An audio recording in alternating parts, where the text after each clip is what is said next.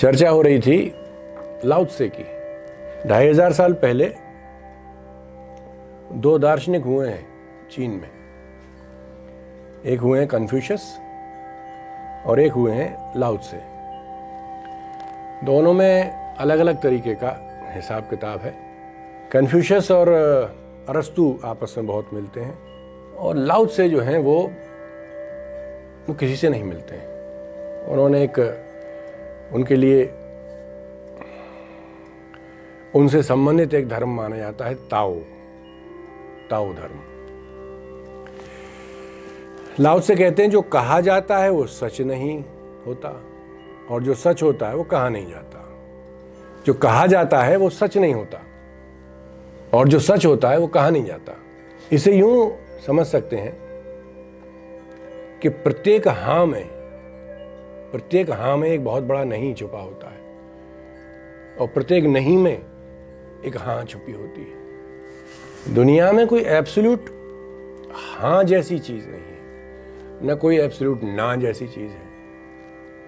हम लोग सब ग्रे एरिया में रहते हैं। ब्लैक एंड वाइट जैसी स्थितियां बहुत कम हैं, संभवतः है नहीं।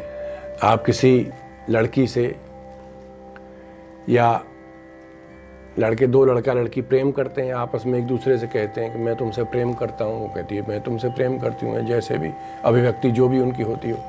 उन शर्तों को नहीं बताते जो उस प्रेम करने की शर्तें हैं कि ये अगर तू नहीं करेगी तो मैं प्रेम नहीं करता, या ये तू करेगी तो मैं प्रेम नहीं करता।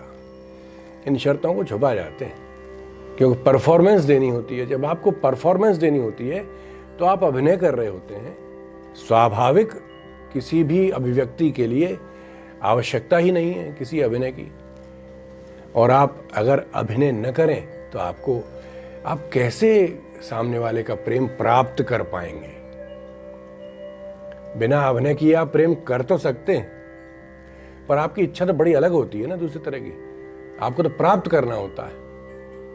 मैं प्रेम करूं या ना करूं वो बात अलग है, सामने वाले का प्रेम मिल जाए। ये फिर सामने वाला मान लेता है कि हाँ मेरी तरफ से हाँ है। लेकिन क्या वो हाँ होता है?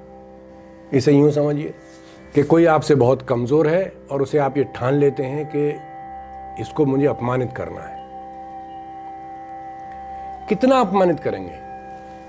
मान लीजिए वो पूरी तरीके से सभी अपमानों को सहने के लिए तैयार है, तो आप कितना अपमानित कर लेंगे उसे? कहां तक? नहीं कर पाएंगे। एक सीमा है, रुक जाएंगे, कहेंगे भाई ठीक, हो सकता है आगे से वो आपका निकट भी हो जाए, क्योंकि आप समझ लेंगे इतना अपमानित कर लिया फिर भी इस पर कोई असर नहीं है, अपमानित होने को पूरी तरह से तैयार है। तो ये मेरे लिए बड़ा सही है।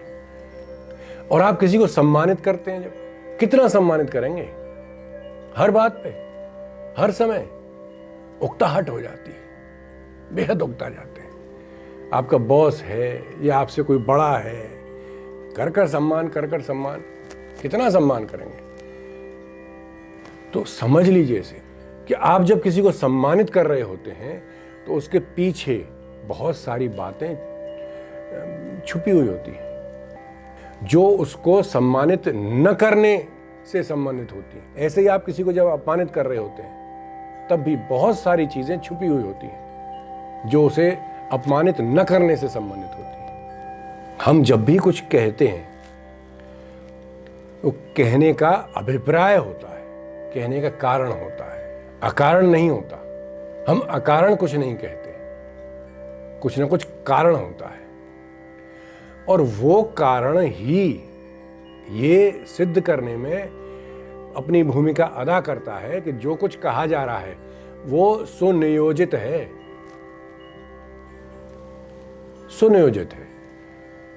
इस प्रवाह में कहीं ना कहीं कोई बांध और बैराज बना हुआ है जो ये बातों का प्रवाह आ रहा है। इसमें ये निर्द्वंद नहीं है। ये ज्यों का त्यों नहीं है। सत्य कहा जाना संभव है ही नहीं, क्योंकि सत्य के लिए शब्द ढूंढना, कोई भाषा ही नहीं, कोई भाषा नहीं है सत्य के लिए।